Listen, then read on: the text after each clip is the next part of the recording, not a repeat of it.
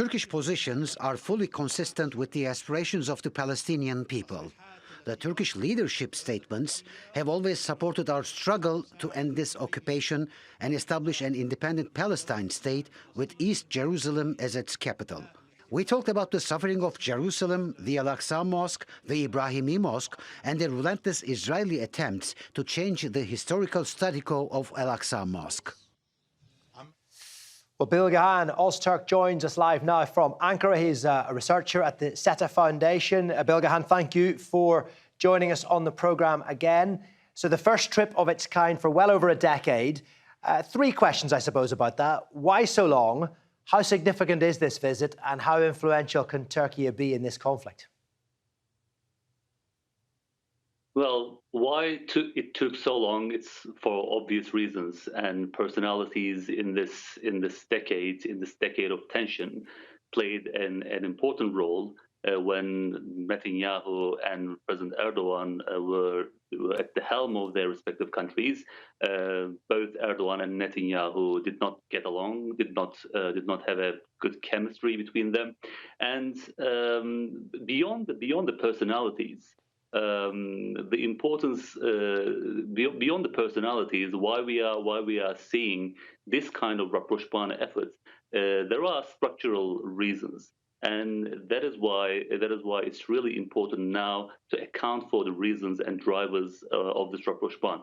I believe now the moment of rapprochement is really important, and it has serious prospects, but at the same time running the risk of, let's say, not continuing substantially.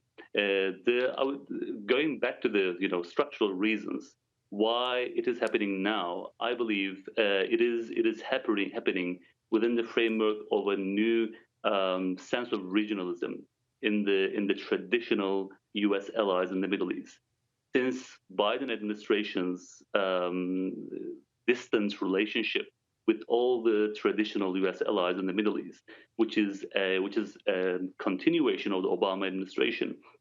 All the U.S. traditional allies in the Middle East feeling themselves in a position to take care of their issues on themselves without the help or protectorate of the United States. Since Biden administration is perceived in all these U.S. allies as the Obama administration 2.0. This is also having implications for the renewal of the nuclear agreement with Iran.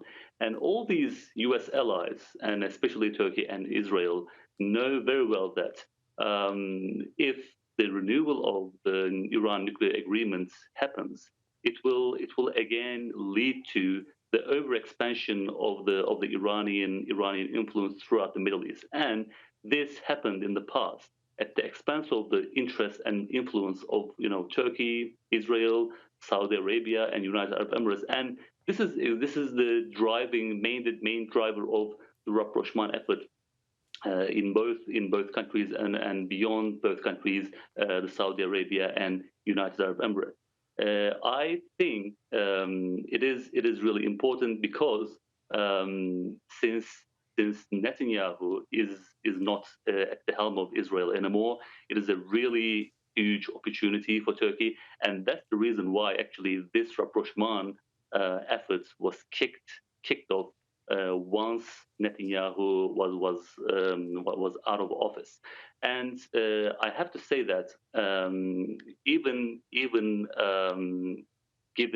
the, let's say, prospect of this rapprochement, there are the risks that this efforts could hit at dead end because of certain risks.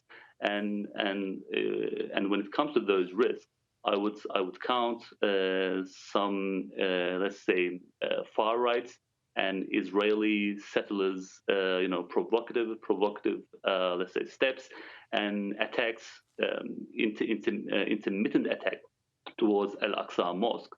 And the second is the fragility of the Israeli government. There are already 2 resignations from this Israeli coalition, citing certain disagreements over certain policies. And if this coalition will not be viable. This means that there is a huge risk of the return of Netanyahu, and I would say, in that eventuality, if Netanyahu is back, this would, trash this effort of rapprochement between two countries. Yeah, we hear a vote of no confidence may not be too far away in the coalition government. But thank you very much indeed for that very comprehensive update on the situation there. Bilgehan Ozturk joining us live from Ankara. Thank you.